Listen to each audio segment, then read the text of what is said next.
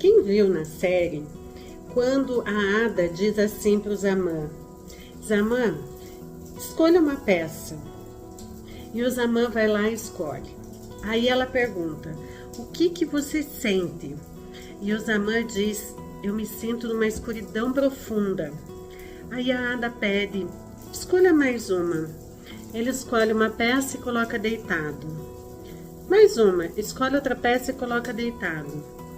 E aí ele começa a lembrar e a sentir uma história que ele já conhecia. Era consciente para ele. A história de um avô que pulou junto com o tio num poço.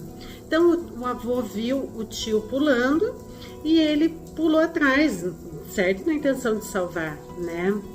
E isso foi muita dor para esse sistema familiar.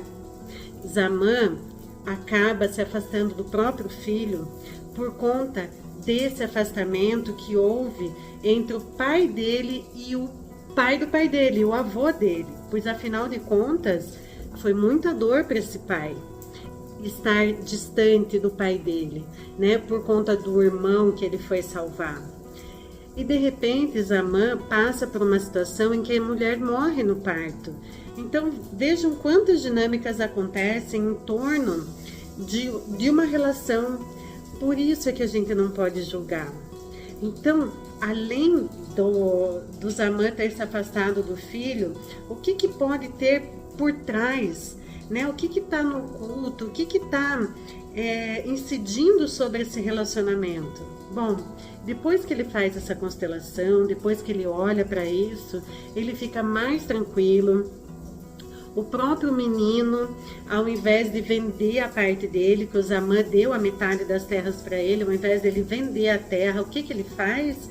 Ele continua com a terra, ele até brinca com o pai: não faço isso por você, faço pelas azeitonas. E Zaman diz: as azeitonas agradecem. Então, tudo foi se apaziguando. Quando Zaman diz: eu vou acender uma vela para cada antepassado meu que não pôde ver a luz, que ainda está preso numa escuridão.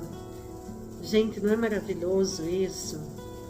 Foi muito resumido que eu trouxe aqui agora, mas já dá para a gente ter uma ideia, uma base de como a gente está ligado e conectado ao nosso sistema, como a gente não é sozinho e como a gente deve parar realmente de julgar. Não é tão pequeno assim como a gente imagina, é muito maior.